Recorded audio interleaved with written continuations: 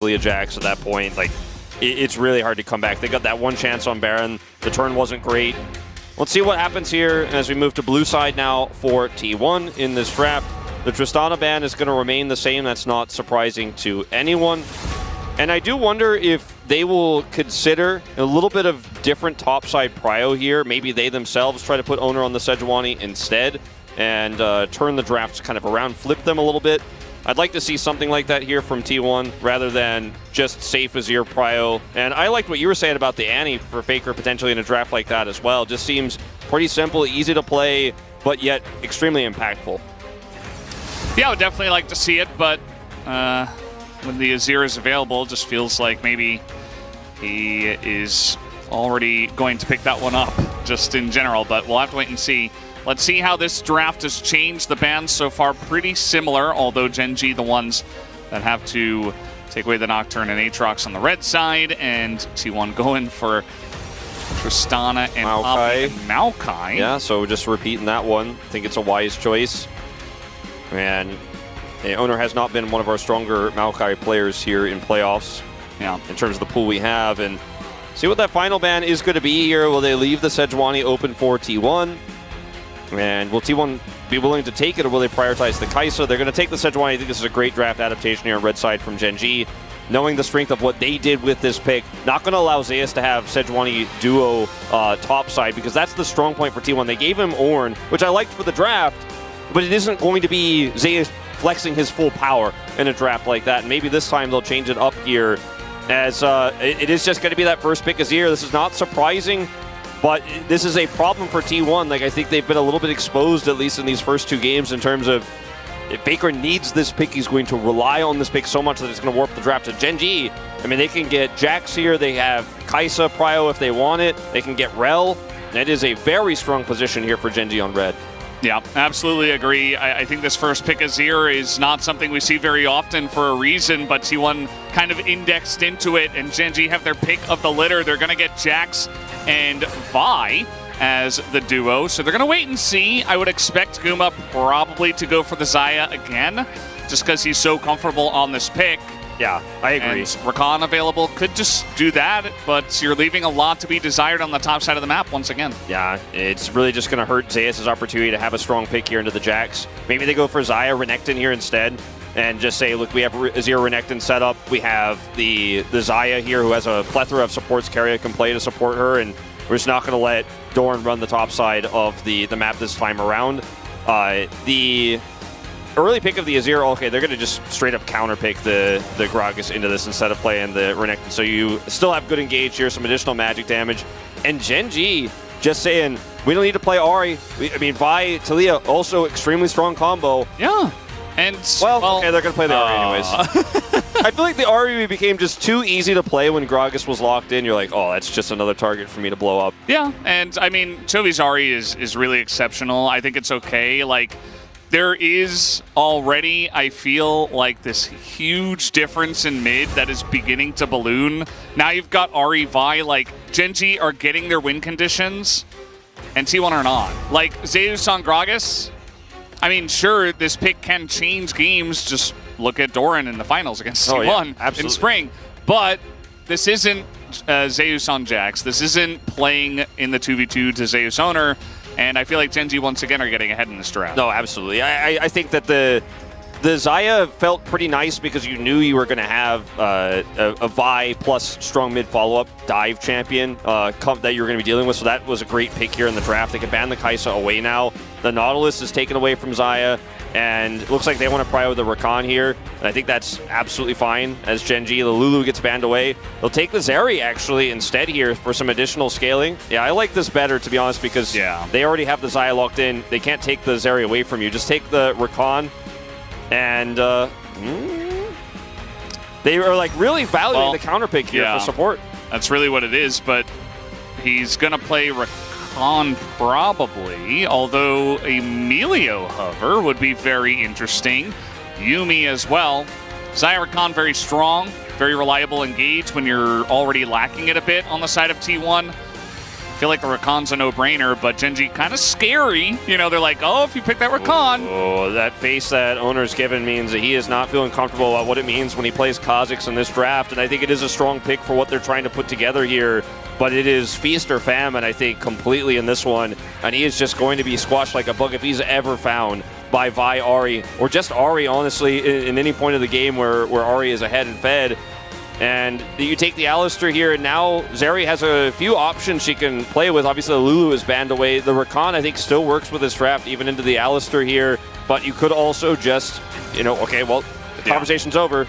I mean, this has felt pretty obvious here for Gen.G this entire draft. For T1, it felt like they were trying to fix the Azir Prio they had on B1 the entire draft. And it's like the foundation of the house is like shaky, so the rest of the house is shaky. Yeah, right? it's just like the Azir is covered in Band-Aids, Band-Aid solutions here. I mean, I don't think this draft is bad, but it is way weaker than, it's not robust like what Gen.G has. Like, Gen.G has God mode, ultimate tier list draft that works together perfectly. And, you know, it's like Gen.G is the Rolex and T1's the knockoff brand, essentially, in terms of what these drafts do. Like, it is going to be so difficult to play into this Gen.G comp if it gets ahead. We talked about how oppressive they are, and Faker's reliance on this Azir, you know, really does feel like it is hurting them a lot. And, you know, the Rakan setup as well for this, the Jackson gauge, I mean, there's so much that is problematic here for T1. Yeah. No, I do agree. I think that, you know, if the nameplates were off, I think T1's draft is okay. Like, you have a lot of disengage options into Gen.G that have indexed into pretty much only engage. Some very funny stuff happening there. So, but again, the issue is that this is T1 and this is Gen.G. And, you know, Kha'Zix, like you mentioned, it's very feast or famine. You're also not playing around Zeus. I think this is a very risky draft from T1. It can work. But again, from Game 1, they're really going to have to prove something big here in Game 2 if they're going to. Whereas Gen.G, once again, only praise for them. We'll see how it goes as we hop on the rift for Game number 2.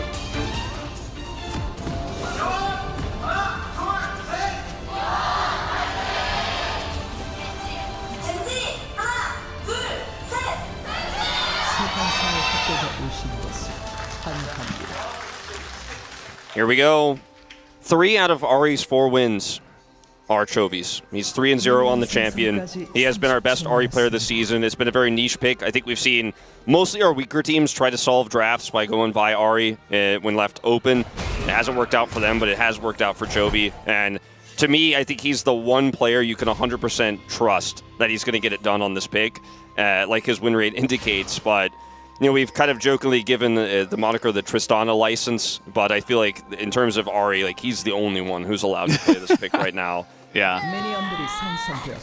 All right, she's getting in there. She agrees. And yeah, it's kind of funny too, because after the Ahri changes to mostly her Spirit Rush, Faker was the first one to come out and show that, hey, this pick is actually really strong. And I think it got like a couple of nerfs after that. But now it's definitely not Faker who's in a position to pick this one up. It is Chovy, as we are going to have a start here on the red buff for Oner. Saw a lot of pressure from Gen.G at level 1, trying to get wards down, trying to spot exactly where Oner was going to start with this pick. And no wards, you know, into what Gen.G is playing. It's really hard to get a ward up to spot Peanut's pathing here in this game. So no information, whereas Peanut, because they have the stronger level 1 fight, is going to be able to have a ward there on the Raptor camp. So when Oner does path up there, he will be spotted, of course. So this is a really good start here in terms of information already for Gen.G. And yeah, there's that 3-0 for Chovy. Peanut also 8-0 on this buy. I mean, look, Gen.G, they only lost to KT this season, so, you know. Yeah. these numbers are going to be pretty inflated. Well, there was also that bro. Oh, right, sure. Yeah. I actually forgot about that. That did happen. That did happen. You know, again, stuff happens, and they were probably preparing for playoffs anyway, and bro way overperformed. Gen.G did not. But yeah, they only have 1 loss. Yeah. And it's on Delight's Rakan, which, as we know, is exceptional. So I'm not worried about that 1 loss. So Peanut here is actually going to wrap around and maybe try to grab an early flash here from Faker. Yeah, I mean, the weak foundation, Faker just not going to flash until this moment, as he will take a big amount of damage. If that charm hits, I think there's a decent chance they just kill him. And just to make this even more clear is, yeah, this is why I said 4 of the wins for the Ahri are Chovy, or 3 of the wins are Chovy. 3 out of the 4. Yeah, 3 of the 4 in this matchup. Going back to that point, is we had a little bit of fight here, so I want to be like, wait. But the level 3 for Chovy was hit during the gank. I think they were really trying to time that. He didn't have Charm. If he has Charm, Faker 100% dead. Like, no matter what, 100% dead. If he gets caught by the Vi like that and gets Charmed, he didn't have level 3 until after the fact, wasn't able to follow-up Charm. But man, that was like a minion and a half away from actually just being first blood here at 3 minutes, and it's just that razor thin, the margins in a game like this. And Peanut and Chovy, the mid-jungle duo, we've talked about it a lot, but it's for good reason that this Ahri pick has worked out so much for Chovy. Which is why, again, you know, going back to the draft, like T1's draft is all right, but it's not them playing to their win conditions. It's not getting Zeus ahead. It's not doing what won them a best of 5 against KT, right? So this is where we have our issues with it, but we'll see. I mean, here comes Chovy trying to face check an Alistair. Keria doing his best Lehen's impression, rotating up to mid after the first back from his AD carry. Here comes Peanut, and I don't think Zeus has any idea about this, but Doran is very low. There's quite a large wave here as well. Gonna force it. Side. As, yeah, they're going to go for this level 5 hit from Zeus. He's still going to flash away as Peanut just blocking him, and no belly boop means that, oh, he's going to save it, actually. He did have it, and Doran is just going to get pushed away. Holds on to his flash, though, and will have flash advantage in the top lane. Yeah, they really just want to get Doran ahead in what has been a rough matchup for him here. He's significantly behind on CS, and actually committing that play puts him low, even though Zeus had no mana. Now Doran has to back and commit teleport to catch this wave. This is really awkward. Bit of a misplay here. Peanut found the pressure angle, but probably should have just been happy with Zeus backing off with flash there, but instead now Doran actually feeling the hurt here. And actually Zeus will back, so we'll get to catch the wave here as he teleports in. But at the end of the day, like, this is the advantage that you have, is this Gragas counter pick here for Zeus. So even though it's not a strong pick where he can carry necessarily, he is putting the pressure on early, which is exactly what he needs to do. And then bottom side here, you see Oner with that Kha'Zix he picked up is going to be able to steal away some of these camps, punish Peanut a little bit here, start to get ahead of the farm game, going for that early Dirk. And once he gets the Umbral Glaive, if they have map control, it becomes very difficult to play this Ahri Vi composition. So things are going well for T1. They need to continue to do so, because only one hiccup can really be disastrous and lose you this game. But so far, so good. The train is still rolling smoothly across those tracks for now. And it's going to be interesting. I think Gen G are actually going to commit to challenging this Drake. This could get pretty iffy because Jovi's just not here. Okay, they are going to back off. I'm like, I don't know if you want to fight this 3v4. But yeah, it's pretty interesting how the roles do swap. Oner doing most of the farming once they hit level 6 on the Kha'Zix, whereas Peanut now on the Vi doing a lot of the lane ganking, which is kind of what Oner was doing in Game 1 on the Rel. Yeah, it's, you know, the situation here pretty good for T1. Faker having that level 6 advantage, I think a huge part of why, and Chovy obviously not being there, a huge part of why they just simply could not contest that. They wanted to so badly, because what's so cool about Zeri with the Ahri Vi setup is the scaling aspect of your comp is all about the Zeri, but she's so well set up to get early kills and have that Zeri moment. So if you are in position to challenge there and Zeri ends up getting a double, you know, at 6 minutes, then hey, you're absolutely probably just going to win the game off that play. So they wanted to contest, but ultimately could not. So good for T1. Faker in trouble. Level 6 hit here for Chovy. He's going to be pushed into the turret as the charm is going to miss. And that means that Peanut will not commit. Chovy's taking a huge amount of damage from the minions as well. We're going to lock on a Faker here. The soldier's going forward, but Chovy going for the aggressive play. Faker's flash just coming back up. Probably would have been able to kill Chovy there, or at least force him to flash if he had it 5 seconds before. Really great play from Faker. Looked like he was in big danger there, but he outplays him. Really great Emperor's Divide there with the minions. Chovy going to have to eat this honey fruit to be able to sustain here in this lane now. Teleport down, of course. Pretty happy he has that plant, huh, Valdez? Yeah, I mean, the health plant is all right. I just don't like when blast plants deny me some action in my League of Legends. But, yeah, it's going to get him back into the action in this case, as Keria, kind of a funky spot, but he's... Okay, no, he's just going to get ulted by this area. I'm like, yeah, he should be okay. Nope, just going to have to run this one away. Oner's here. Oner is here. He's going to hop on in. Pays just dashing away. Delight says, I will flash. As now on the top side, ult committed to here by Doran, as now he's the one putting on some pressure. Yeah, Keria drops Ignite, but otherwise here, pretty nice trade up for T1. Looked really scary there. Pays hits level 6. He's got the all-in angle. Keria's a little bit out in front. Doesn't have his ultimate yet. He's level 5, but Oner comes over, and he's able to catch the play there. Forces Delight, in fact, to flash. So big trade up in terms of summoners here. And again, just getting through this early mid-game is exactly what T1 needs to do if they're going to have any chance of winning this game and winning these later objectives.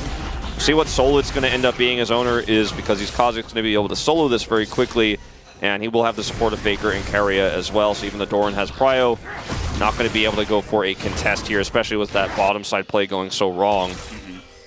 So both early objectives here to T1 feels fantastic.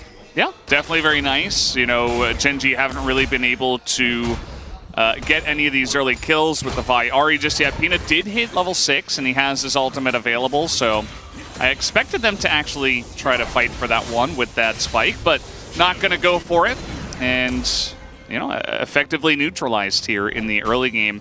Now, Gen.G still do have a nice amount of scaling in their own right with the Jax and the Zeri, but it definitely feels pretty nice for T1 to just avoid any of those early skirmishes from the Ahri Vi. Yeah. And, I mean, this is... Okay, once again, Oner's going to come up here and look for something here. Now, Peanut's a little bit far away. He's doing red buff right now. This could actually work with the wave escorting Oner through. He's got 6.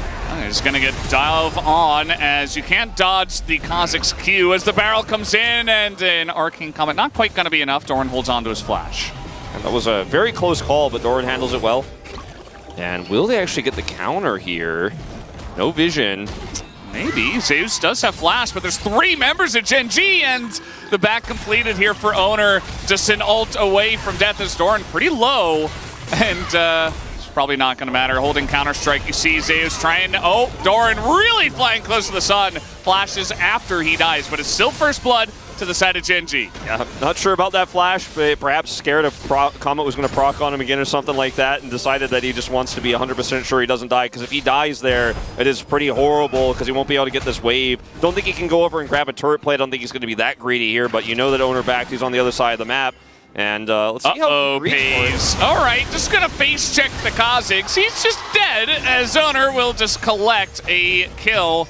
As Doran is, in fact, going to take this turret plate. He is going to greed for it, and I think it's when you see that play bottom side there, you feel pretty confident you can pull it off. Kha'Zix is obviously not top side, so they can get more down here. Trying to go pretty deep for this one, trying to get on top of Peanut, but the peel from the Rakan is huge. Guma taking a lot of damage, but it works out for him. The turret shots getting Keria and Guma so low as Doran, he's going to get in here, hits the stun, as now Keria not going to help out his Kha'Zix. It looks like a dead bug once again, as Doran going to pick up a double kill in the bottom lane with a huge teleport. And this is massive. I mean, Doran, he went back, got some health back, just enough to actually be able to carry that fight after going and completing the plate after seeing the Kha'Zix there, so kind of beating the Kha'Zix in 2 places at once. Okay, you're making the moves bottom side there. All right, as Payze's gonna be totally fine here as Zeus gonna take a turret shot.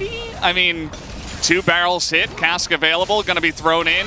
Good positioning there on the other side of the turret. At the very least, he's pushing him out of the lane. Yeah. That will work out. A good position there on the turret to make sure he couldn't get pushed through, as he is punished here, bottom side by this Kha'Zix, but that means plate goes in.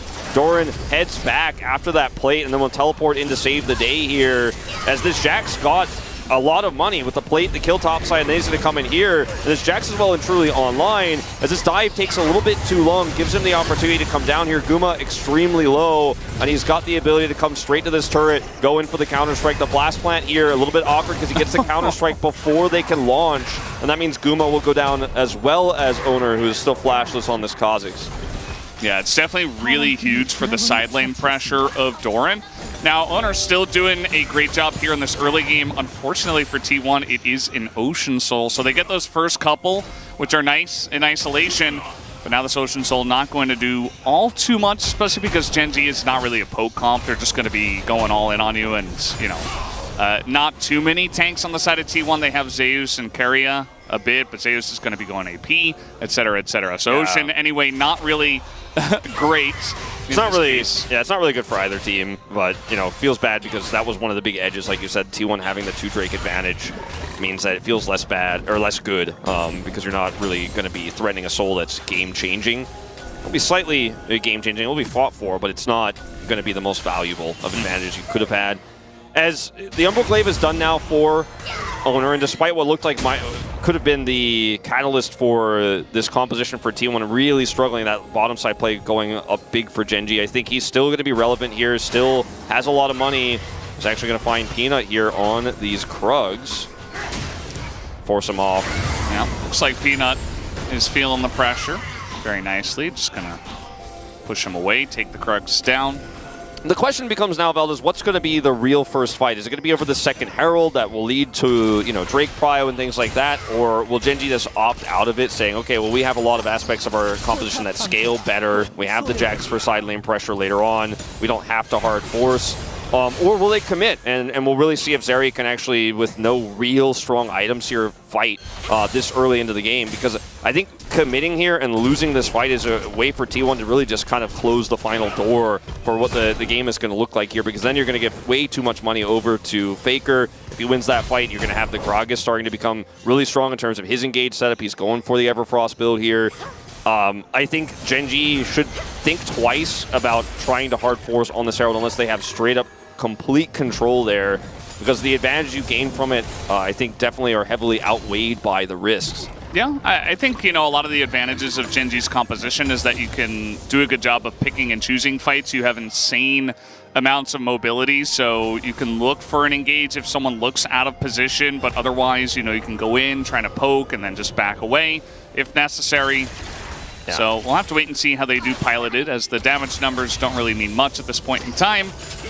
Just showing him off as not much is happening. Faker has really parked himself up in this top lane, just trying to take this out. Picked up a plate for himself. Not bad, farming it out well. He already picked up that stopwatch too. Like, he really feels like this fight is one that Gen G's going to opt into, and I think Gen G feel like they're priced into it because of the deficit here in terms of gold, but Teleport even committed here. Let's see, T1 don't have control of the choke points, so it's really hard to actually start this one up. Uh-oh, Oner, he's gonna get knocked up by the Rakan of all people as Kha'Zix. He doesn't flash, he doesn't jump away, just doesn't expect the Rakan to be there, I'm not sure, but yeah, usually bit of a mistake, and Gen G will run away with this objective. Usually the Rakan, the natural predator of the Rakan is the Kha'Zix, not the other way around. Oh boy. Well, now we got a charm to come in, and at least looks like Doran didn't have his counter-strike, as T1 are trying to fight for this. This is a 3v5, okay? Faker's not in this fight. You can't fight for this. Just a bit of poke coming down, and Gen G get the eye. Will they get even more? Is the question. Zeus really flirting with the idea of trying to stop some of these backs and getting a late pick. Not going to happen. Too much setup here. They can at least delay, though, to maybe grab this mid turret. Will be the second of the game here for T1. A lot of extra gold for Faker, so that's a nice play. But, man, that was a huge disaster for T1. I mean, the two fortunate picks onto Oner are half of Gen G's kill gold they have this game. And that's going to be Herald that goes over as a result. And it's not like the fight where Zeri got fed and got massively ahead or anything like that, but just a really unfortunate moment here for Oner, who's just unable to avoid this Rakan engage. He had the Rift Herald pulled all the way to this choke, and T1, it's a rare case of just being completely on different pages and very disjointed. Like, Faker's still trying to deal with that top wave. The Xayah isn't here. It looks like the rest of the team had called, we're giving this up, but Oner just hanging around, holding on to the Herald, and then gets punished there by a great engage from Delight. 100% kill contribution here on this Rakan. Yeah, I mean, the fact that we went and said, okay, Delight's on the enemy team, we have Xayah. We're just not going to pick the Rakan. We're going to give him an opportunity to pick it. I think that was also a bit of a question mark in the draft for me. The guy is just insane on the pick. You can't really give Delight the Rakan. Looking, honestly, a bit, you know, invisible in game one was Delight as the team won, but now he's doing all the work, it feels like, as T1 are going to start up this dragon. Now, Gen G, not a huge amount of indexing into fighting this one, as we mentioned before. It's not really huge value, but it's still a Drake to the side of T1, as Doran, he's just going to get a lot of value here in a side lane. Yeah, no one to answer for him right now. Faker's heading over, doesn't have teleport, so you know, since it's the inner, like, he should be able to get here before this turret takes too much damage and won't lose too much CS, but Doran is going to just get a ton of experience here as well as big money. Zeus looking for a potential engage. There are 3 Gen G members down here. Okay, yeah. It looks like he was setting a trap, but he's just coming back. Yeah, he's okay. Doran And that's how you respect Flash, guys. Perhaps Oner can watch the VOD from that one, because if you're gonna get caught, you're in a rough spot, you're in a weak spot, just flash. Like don't even think about it twice. Just get away, just play it safe. Yeah. Okay, Zeus really trying to make this work. I don't know about this. Yeah, nice try, but teleport will be forced, I guess. Question mark from Doran, who's going to join on the bottom side. Faker just in the top lane. He's like take out this turret. Yeah. Okay, well, get a little bit messy down there for a second. Everybody wanting to fight over that bottom inner turret. Scrappy. Scrappy indeed. As now Oner does have his Dustblade, and he can actually kind of carry team fights if he gets the opportunity to get backline access. That's much easier said than done. But T1 actually pushing this mid wave here. The fact that they got 2 turrets, or actually now 3, is quite critical because it allows the Kazakhs to actually go and clear deep vision pretty safely with this Umbral Glaive. And that's what you need to do with this composition. Otherwise, it's just going to fall on its face. If you can know where the Ahri is at all times, watch those recon flanks, then this comp is actually insanely strong into what Gen G has put together. And with the gold lead that T1's held on to pretty much this entire game, I think that it's still winnable from here. Like, even though there have been some errors from Oner this game, yeah, it's definitely a pretty strong position. Now, the next fight is going to be very telling, and I think Gen G will have to opt into denying the Cloud Soul, even though it's not our most valuable. You just don't want to give that over. Ocean Soul. Or sorry, yeah. Ocean. And yeah, I do feel like both teams have an angle to win this one. It's still very close. Like, again, Gen G just have so many ways to engage and to pick people off, but T1 definitely a nice amount of scaling, a nice amount of front to back. You have that kind of X factor with the Kazakhs, and not just because he has an X in his name. He can do a lot, right? Obviously, the last fight wasn't a lot, but definitely can find those backline targets. So we're just going to have to wait and see how the execution goes, I'd say. This one definitely could go either way. Is Peanut sitting in the enemy jungle? Doesn't look like anyone is really looking to get in there at this point in time. Yeah, looks like he wanted to maybe catch someone coming over here. Like Guma clearing this mid wave. Okay, Guma just going to walk that one out as T1 are starting Baron at 20 minutes. Yeah, I think realized, okay, like they're trying to set a trap. We actually have positional prio here. Zeus also teleports in the nick of time to try to deny Chovy entry. This is a great setup for T1. Yeah, no TP for Doran. They just want to go for it. That is a dead Zeus, as now the fight may heavily go in the way of Gen G as the knock-up here on a Peanut, but he's got stopwatch as Faker is going to go down for free. Gen G just trying to get as much value on the backside of this fight as possible, as they do get 2 kills, but T1 did take down the Baron. Let's see how much else Gen G can get. The problem is they lost the Baron buff on their solo laners for it. Yeah, and Gen G are going to push here. Yeah, they're just going to push and take this turret out, and I thought that the attempt to take Baron was fantastic, but you lost too much here, and when we go into the replay, I want everyone to watch Faker's attempt to try to turn and win the team fight, because it seemed, again, very unlike T1 how disjointed this goes, as the teleport here from Zeus is fantastic to zone, and T1 want a little bit more. Keria's coming over here, and they're thinking they could win this. It's just great setup for Gen G, though, and Faker goes over the wall straight into the Recon Charm here, and he's got Crown, one step for the Emperor's Divide, does knock Peanut through, but it's just a peculiar call when probably should have sacrificed Zeus and get out of here and save that Baron buff on your Azir so you can actually have a little bit more pressure in these lanes, because now no Baron for Gragas, no Baron for Azir means it's only really the 3-man in mid that can push. Yeah, absolutely. You keep that Azir alive. You can wave clear as well in mid, so maybe you can like try to stand up 4v5, but that follow-up, like Zeus going down is fine, but the extra is not. As Oner again is going to get knocked off by Delight, who just has his number in this game. And now Chovy, the pick potential, the mobility, everything coming forward, and maybe it's late, but 21 minutes in, Zeri gets a double kill. Yeah, Gen G on the verge of taking a gold lead here for the first time in this game as well, as I'd say ult committed to deny it back. Chovy's like, all right, well, I guess I'll take those. Interesting. I mean, you're delaying this, but now Guma potentially in trouble. Yes, Featherstorm trying to force that out, but he's just going to walk away again. Faker, I mean, he's in the side. Imagine if he had Baron buff here, it would have felt a lot better. The thing about this Valdez is the composition clearly disjointed from T1. You could just tell in the draft they were super uncomfortable. And like Oner's 2 and 3 on this Kazakhs has been picked multiple times. We mentioned it straight up in the draft when you watch the lock-in of the pick, when he's talking to the coaching staff, or interim coaching staff, whatever you want to say. He looks clearly annoyed by the fact he has to play this pick, and he's now been just destroyed by Delight super hard twice in this game, and is calling that they're coming for the dragon here, and it's just a really easy pick onto the Kazakhs, and like T1 just looking all out of sorts here, and it's so unusual, especially when you consider this team so far in playoffs have just looked so robust. Even after a Game 1 loss into KT, they bounced back in a huge way. Not so much here in this series. Yeah, Gen.G just looking like an overwhelming force at this point in time, as they, you know, again, it's been a couple of good plays to the side of Gen.G. The gold's still very even, although the gold doesn't tell the story at all. I do agree. I think T1 looked very disjointed, and they're about to face check this, it looked like. As Oner at least is going to check it here. And I think get the scan down.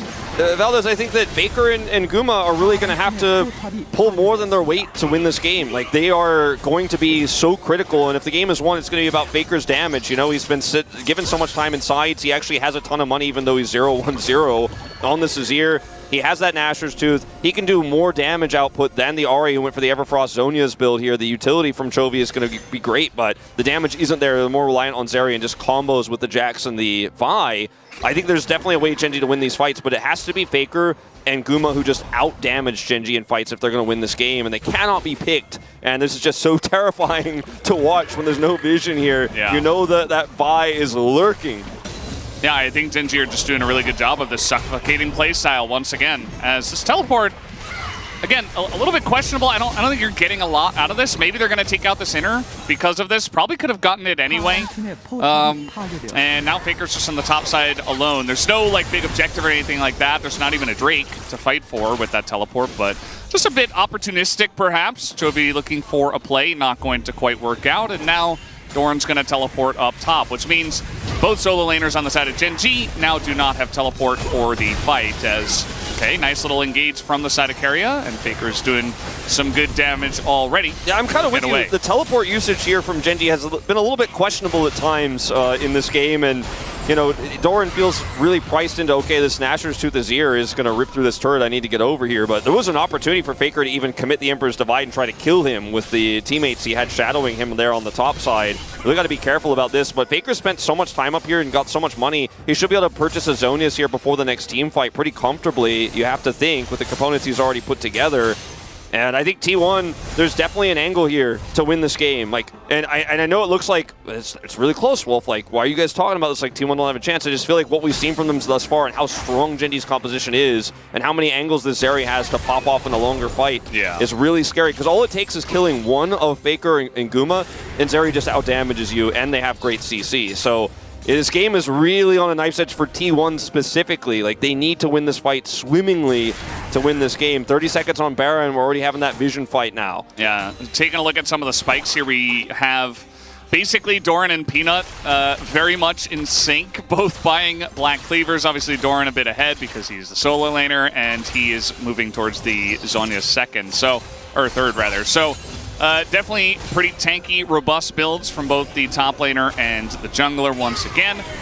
Just Peanut trying to get in there, and Gen.G just trying to choke out as much vision as possible. Teleport here from Zeus. This is going to be the commit here for T1. So Doran's just backing in a bush, has to go and use his stopwatch, as now Chovy gonna miss the charm. Keria looking for the follow-up, going to get in there really aggressively, is going to just force Chovy to use a Spirit Rush, and that's about it. I mean, that's pretty decent here for T1. Faker does have his Emperor's Divide, and now the choke point is controlled by T1. Bit of a whoopsie there from Doran. Stopwatch broken here. We'll be able to get a Zhonya's, of course, but that really did hurt Gen.G's opportunities there. Chovy missing the charm, missing the Q as well. In that choke point means T1 just kind of walk around this Baron and say, that's mine. And Kazakh's going to be able to threaten in 30 seconds here, potentially grabbing this Drake if Gen.G are over-committing for Baron control, because Kazakh's clears Drakes so quickly with his passive. So something to think about here is the Jax isn't threatening anything right now. Of course, all inners are, or rather, all outers are down, and even the bottom inner. So he's not really threatening any real damage to T1. He's catching a wave. And with this Sundis turret, they should be able to set up for Soul now. And Kazakhs can just kind of hold on to that while they push mid. Peanut looking for a flank. He's got a control ward. Yeah, this is a pretty good angle, actually. Again, your targets, it's not the easiest composition to engage on. Like I mentioned in the draft, like if nameplates are off, I still think that T1's got an opportunity with this draft, but I'm not sure how they're going to play it out, specifically the team, as we'll save that for another time. We got to talk about this Baron fight. Gen.G going to start this one up as the charm is going to hit Guma, forces the cleanse, but enough delaying of time here from the side of T1, and now Doran gonna have to flash out of this one, and the follow-up comes in! That is a dead Jax as Gen.G leave him to the side, and now T1 will start up this Baron. Oh man, this is just such fantastic map reads from T1. The teleport from Faker just right in the middle of the team fight. That's how confident they are. They have control. Peanut has flash, but won't be able to contest Oh, necessarily. Peanut getting in. He is just dead now, though. Not able to steal that one away as the wombo combo onto Zeri. Down will go Pays. Not even allowed to flash out of that one. Oner trying to land a slow. Zeus getting really deep in for this one as well. But the W speed up and the miss on the W from Oner means that he just walks it out. All right, they will be able to do a ton with this Baron. I mean, this game is 100% T1's to lose now. I really loved how they set that one up. Clear the Drake as quickly as possible. That Faker Kha'Zix damage. Faker waits because he has teleport so he can show up to the Baron fight. They send Oner over first, and Gen.G just get destroyed on this subsequent fight. Not even close, and Chovy missing a lot of critical charms here. Might be his first loss of Aria on the season if things continue like this. 2 inhibs down now. All right, trying to do it again as the charm angle, again, not going to hit. Faker just stands his ground, and Doran's caught again! Just gonna get comboed by Keria and put into the Death Realm. As now Zeus and Guma trying to lead the charge here. They don't have a wave, but they're just gonna sit on the turrets, 5v4. They have a lot of damage for these turrets as well as a cannon minion here now, and this might just be the beginning of the end here. Gen.G, they don't have really great tools to turn this. Delight's ult's coming back up, but even getting into position is going to be really difficult. He's got the flank.